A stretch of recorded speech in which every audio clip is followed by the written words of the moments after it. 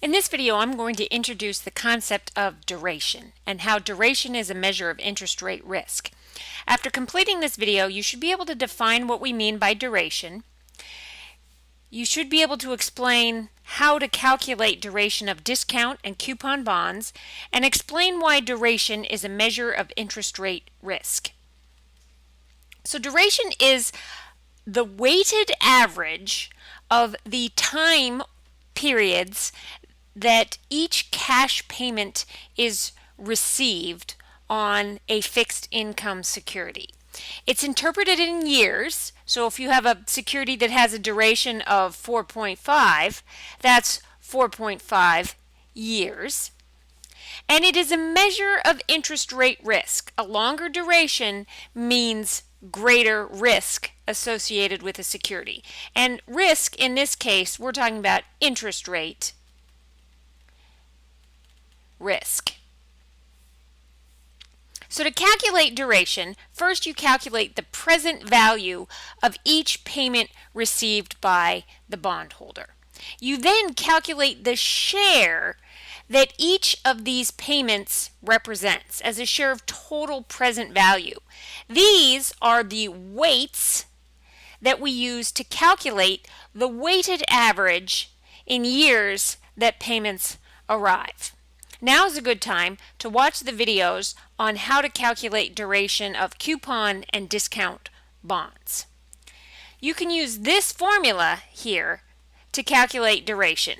Now this one's kind of challenging to interpret. It's a bit messy, but really what this is right here is this ends up being the share of the payments received in year T as a fraction of present value. We multiply each of these shares by the years they arrive, sum them up, and that gives us the weighted average of the years, which is duration. Now, duration is a measure of interest rate risk. It's because we can use what's called the duration rule of thumb to calculate the percent change in price of a fixed income security in response to a change in the interest rate. So let's consider an example of a security that has a duration of 4.5, a current yield to maturity of 5%, and a current price of $85. If yield to maturity increases to 6%, what happens? Well, using this duration rule of thumb, we would say our percent change in price is equal to negative duration times the change in interest rate. We go from 5% to 6%. That's 1 percentage point. It's important that we keep this in a decimal.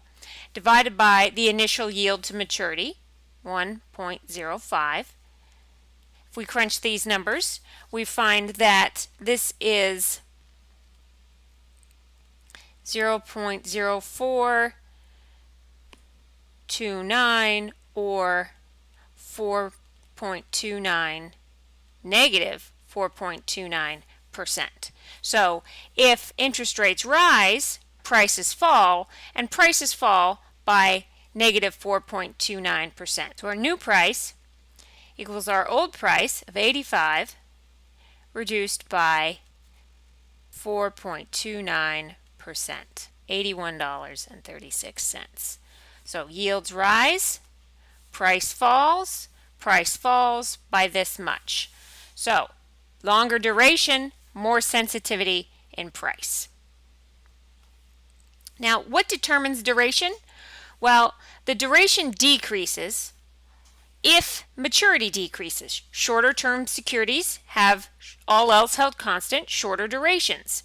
Coupon rate rises. That shifts some of the present value of the security to earlier time periods.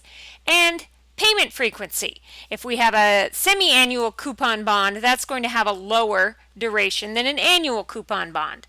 And finally, yield to maturity increases. That's going to shift some of the present value forward as that final payment received at maturity gets smaller as it gets further away.